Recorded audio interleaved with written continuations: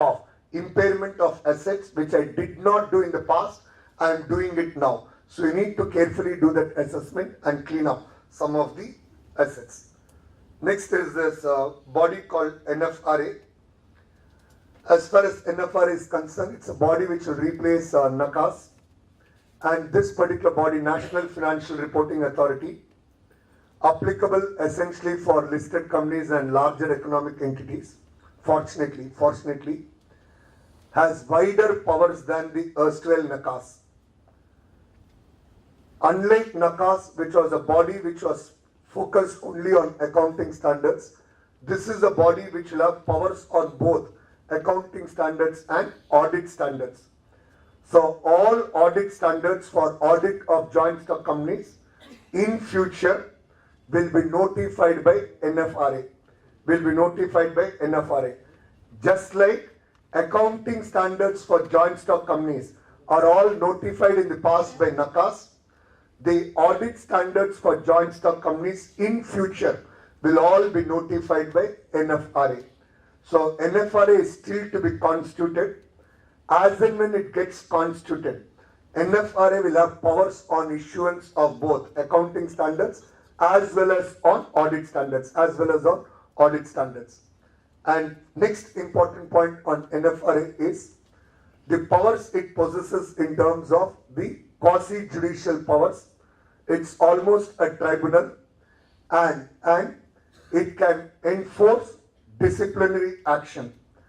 And as regards NFRA, any disciplinary action which is presently initiated by ICAI, the moment the case shifts to NFRA, ICAI jurisdiction will go away and only NFRA will be involved. And I want to highlight here, unlike ICICI disciplinary action, where the members involved are elected members, and elected members understand the difficulties of practicing chartered accountants, the limitations, the availability of information. The moment it goes to NFRA, it will largely have government nominees, largely have bureaucrats who will have no understanding of the difficulties of a practicing chartered accountant while he certified the financial statements. So the disciplinary action will go to a completely different level the moment it goes to NFRA. All of us are aware about the plenty of disciplinary cases which are presently there because of wrong financial statements. All of that, banks have lent money, banks have discovered it is wrong, cases filed against auditors, disciplinary action, all of this now. So far, it has been a soft treatment. Most of us sympathize with our own fraternity. Okay, it's happened by mistake, client has not given all of that. And even at the institute disciplinary body, there is that soft corner towards our own members, our own fraternity. They understand the limitation of doing audit of a small private company. But the moment it goes to NFRA, I reiterate, I'm repeating this point, the moment it goes to NFRA, the set of people who will be involved in the disciplinary proceedings have no idea of the difficulty of a practicing chartered accountant and the way they will see about the mistakes which have happened in preparation of financial statements will be different. And within this audience, I can tell, no disrespect to anybody, and I'm no different, I have practiced for solid 8 years, and I can tell you, most private company audits we do, unlisted company audit we do, most of them is done without even a reasonable consideration of audit assurance standards.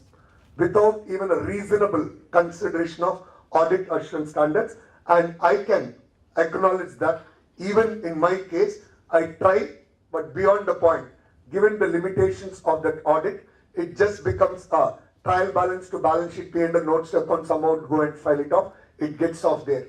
But somebody does a little bit of a review also, you would automatically discover that so many basic aspects of audit have been missed out. No evidence will be available. That company has borrowed money from the bank, they have defaulted. Bank finds out what these financial statements are and later find out who was the auditor, and that entire chain starts. Banks have also had a fairly soft attitude in the past, except some cases. But going forward, these instances will only increase. And my only observation here is the audit standards, compliance with all aspects of Companies Act in terms of the audit report content and the coverage, all of that will become increasingly important under the new law. So coming to some other provisions. Provisions on corporate social responsibility.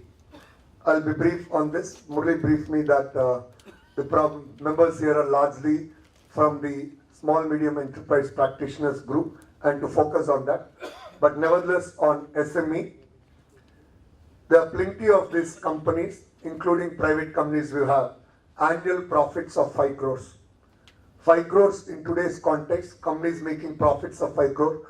Tirupur, if you go, there will be at least 30 companies would have profits of 5 crore in their P&L. So average profit of PBT, not even after tax, 5 crores and above, CSR becomes a necessity. The amount you have to spend on CSR, 2% of the average profits of the last 3 years. The difficulties are 2 in number. So CSR, spending the 10 lakhs is not an issue. It's not the rupees 10 lakhs which is an issue. Assuming I make a profit of 5 crores, it's not the rupees 10 lakhs which is an issue.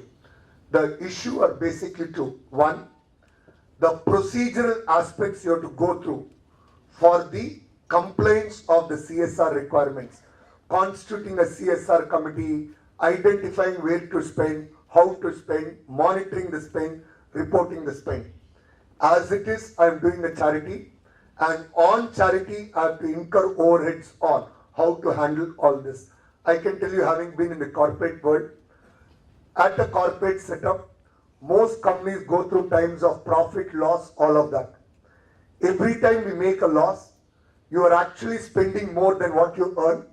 You are spending money in terms of salaries. Your annual salaries are so huge, invariably creating employment for 5,000, 10,000 people. You are somewhere or the other doing some CSR, somewhere or the other. And for organizations going through those kind of business challenges, asking them to have a mindset of how to handle a CSR program is not an easy task. It's not an easy task. The procedural requirements are fairly significant. The second aspect is the CSR cannot be a one-time activity. Of course, now they have added relief funds and all of that stuff. But the intent of CSR as it was originally envisaged, it was not supposed to be a one-time activity. Build a school, leave it. Build a hospital, leave it. No. It was supposed to be a program. It was supposed to be a program where there should be a continuous involvement in that particular activity. So these are 2 significant challenges around CSR.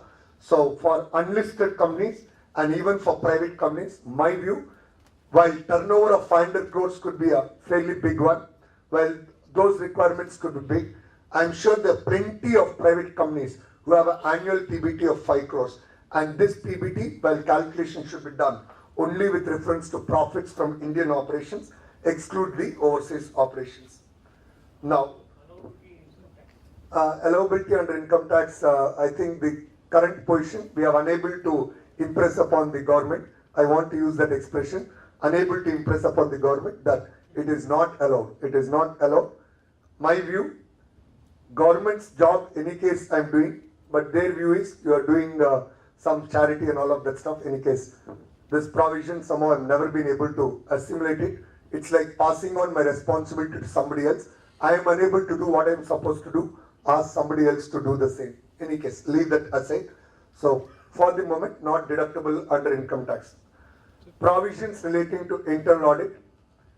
So the criteria of companies which require compulsory internal audit are companies which are listed companies, obviously, unlisted companies which have a paid up capital of more than 50 crores, or debt borrowed funds of more than 100 crores, or deposits, public deposits of more than 25 crores, or turnover of more than 200 crores.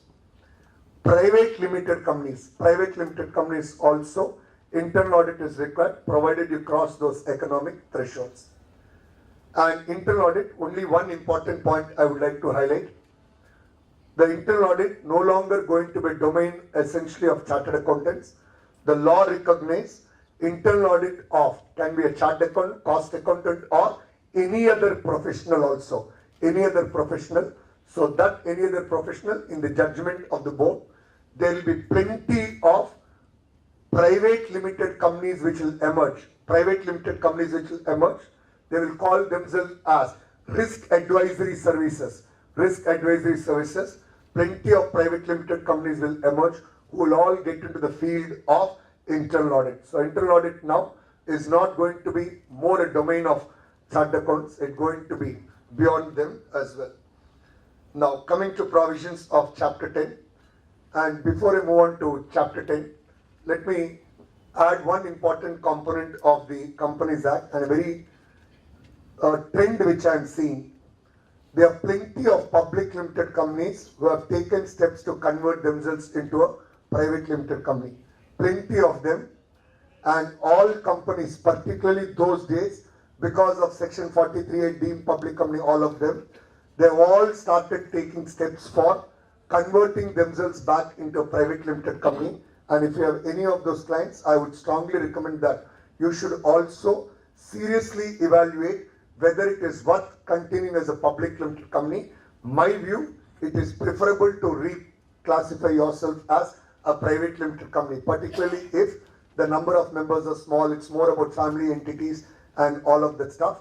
And you know, companies having turnovers as big as 7,000 crores, 8,000 crores, those companies have taken steps of converting themselves into a private limited company. Second, there are many of these companies who are also strongly evaluating whether we should go through the LLP route. LLP route, particularly some of us who have experience of having formed LLPs in other geographies. LLP is a fairly convenient form of carrying on business. You don't have all the governance requirements which are trusted through the Companies Act. And particularly new entrepreneurs who want to form entities, you should strongly evaluate whether it should be an LLP or a private limited company. Private limited company, most entrepreneurs think title of managing director gives them that status and all of that stuff. At least my interaction, most entrepreneurs reason for companies, the title called chairman, managing director, it excites them. But old law, it was fine. But new law, the provisions are fairly stringent. The cost of compliance is quite high. People should start seriously evaluating whether you should have it as a joint stock company or have it in the form of an LLP. My view, LLP is a good form of carrying on business. 3-5 years from now, I will not be surprised if the number of LLPs grow significantly in large numbers compared to the new number of companies which will get added. And I will also not be surprised if some of the private limited companies actually convert themselves into an LLP also. It's all about mindset. Once you have the cost of governance and the risk of governance which is so high, which is standing on your neck, it's better to take a form of business which will be a easier form of carrying on a business rather than run it as a private limited company, including consolidation, all of the compliance requirements which are there. Now, as regards appointment of auditors, so there are these interesting provisions which are applicable essentially for listed companies and companies of uneconomic criteria. Mandatory appointment for a period of 5 years.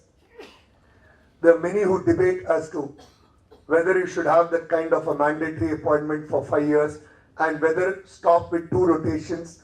Should you have rotation of auditors, all of that.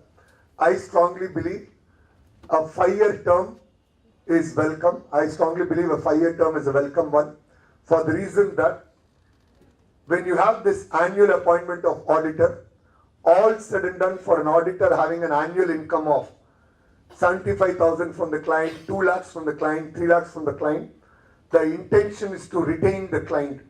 So there is subconsciously a sacrifice of an element of independence, which is a basic requirement of an audit function. The moment you know it is 5 years, you can be assertive, and you know that if you are assertive and tell the client no, you have 4 more years time to impress upon the client that what you said in year one was a good one and make the client to see merit in your positioning. So a 5-year term brings lots of stability and more importantly independence to an auditor. I am not for a moment saying auditors are not independent, but subconsciously somewhere there is a small element which is there, that little bit of drag on independence will get removed. Second is this provision regarding compulsory rotation of auditors. So as auditors, it's all about a service provider relationship, and when you're auditing, you're not auditing on behalf of a principal shareholder, you're auditing on behalf of multiple stakeholders. You're auditing on behalf of multiple stakeholders. Stakeholders include banking system, who lend significant amount of money based on the financial statements. And all of us know the amount of debt in a company is always greater than the amount of capital, and promoter's capital is even more small. Most cases, promoter capital has already been taken out in some form. So in this backdrop, when you have an auditor auditing for an entity, particularly when there's a public interest, either a listed company or companies of a fairly good economic size, those cases, having the same person to audit for ages together will not bring a fresh outside in perspective. So it's very important, just like in the banking system, you have this rotation of the audit firms and all, audit firms. The similar practice should also apply here. Obviously, these principles are not applicable for private limited companies. And let us not make too much of a noise. I'm preempting this for the reason that out of the 10 lakh companies which are there, approximate 1 million companies which are there, almost about 9 lakh companies are all private limited companies. So we are just talking about one small segment of companies. I don't think it's even 1 lakh, a small set of companies alone, where you have a requirement of compulsory rotation of auditors. Maybe 9,000 listed companies and maybe another 40,000 listed, 30,000 unlisted economic size entities where this will apply. So on rotation of auditors, my view, it's a welcome sign. But on rotation, there's again a very interesting provision where I intend to try it out with my audit firm this year.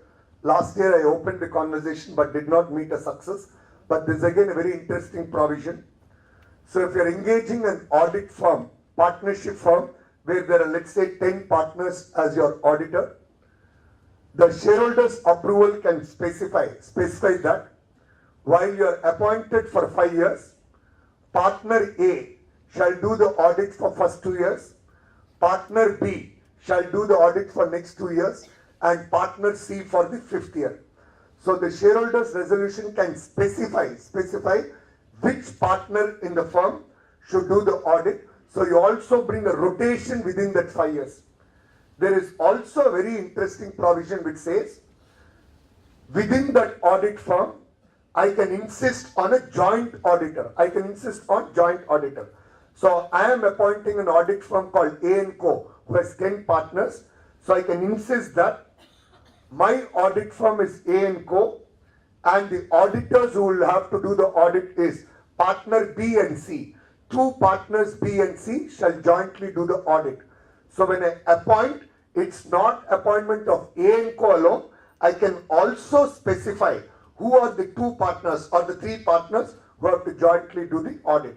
So that from a stakeholder's perspective, you get a situation where you have 2 people or 3 people reviewing the same. So qualitatively it does make a difference, and I personally see within next 1 or 2 years. Last year AGM, nobody has, I've not come across any who has tried that. Maybe there are few, but going forward next 2-3 years, I expect a good number of companies to try out this route of rotation within the firm or joint partners within the firm being appointed as auditors.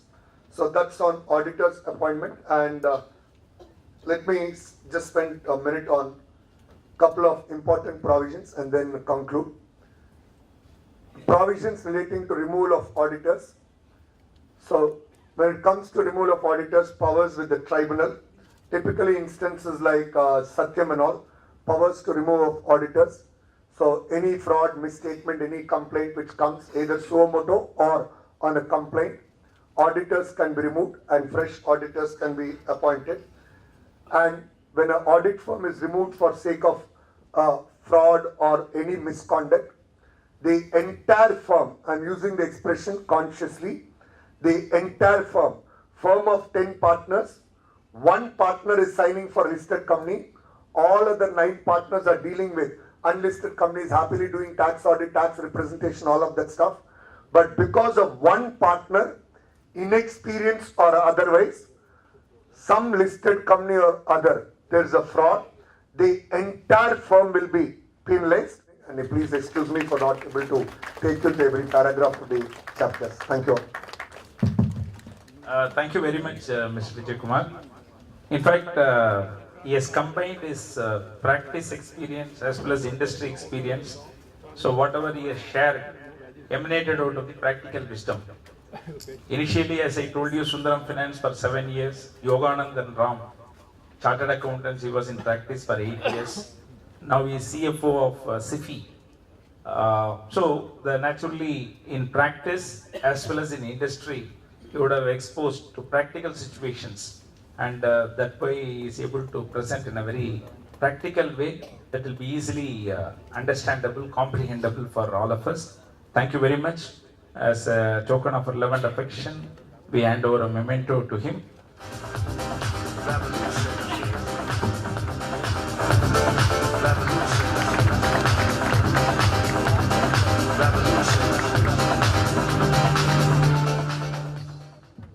Dear friends, we'll all appreciate it is a 5 days of real learning. Learning without any compulsions. In fact, win-win situation. Nobody is a loser. Anything we do, it should be a win-win for everybody. Nobody should be a loser. You should carry home certain finer points which will stand in good stead. That way, various speakers, various topics, unlike when you do it in a particular committee, what will happen? It will be focused towards that. It is possible that other members who are not specializing in that may not attend. But here it is possible certain topics may be of relevance to your practice, certain topics may not. You can choose and attend also, absolutely no compulsions. But then we try to bring in versatile speakers, veterans in the professional field who has got an enviable exposure in the relevant areas of practice, which they have shared as such. With so much difficulty, they have come, stayed, and shared their knowledge. And first of all, the main reason for the success is that the members like you are providing the adrenaline for us to conduct many more programs of this nature. So thank you very much. And we'll have a lucky dip. All of you must have put it. And again, I am telling you, in the month of January, based on the cards you have put, the office will prepare a database and they will be sending it to you. That does not mean you have to drop many cards to increase the number of invitations. It is not so.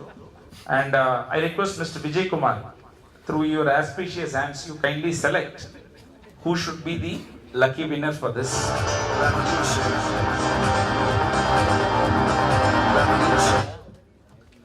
Toski Associates, Bimalendra Mishra.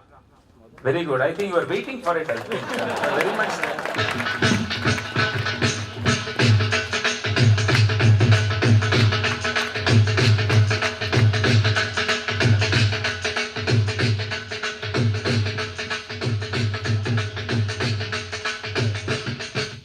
Govindarajan Suresh. If you have not come, anybody who is having the name Suresh or Govindarajan have also come, I would have told. So I request Vijay Kumar to hand over a memo.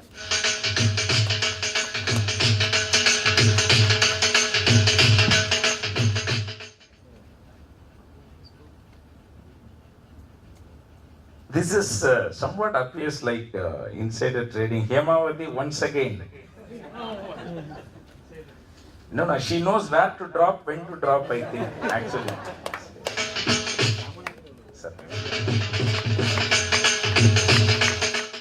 And also she will choose the time, but today she was there for longer time. On that day, right time you came and back the prize, actually. It is, no. She knows the timing very well, like a musical chair. people will just run fast. That is not. You have to aim at the chair. That is very, very important actually for to be a successful. So I think she practiced it perfectly. Dear friends, we had an excellent, to be there enjoying, and every expert speak actually. One thing I want to tell you, the legislations may come and go, the governments may come and go, but the role of chartered accountants will remain ever as such. That is the thing. So the future belongs to chartered accountants. The future belongs to those who believe in the beauty of the dreams. Chartered accountants are big dreamers, not daydreamers. With this optimist remarks, I conclude this 5-day National CPE conference organized by the Continuing Professional Education Committee of the Institute of Chartered Accountants of India. Finally, thank you very much. Very, very, very happy New Year. Let it be a prosperous, peaceful, and professionally, it must be a very rewarding year for all of you. With that prayers, I conclude the conference. Thank you, one and all. And kindly stand up for National Anthem.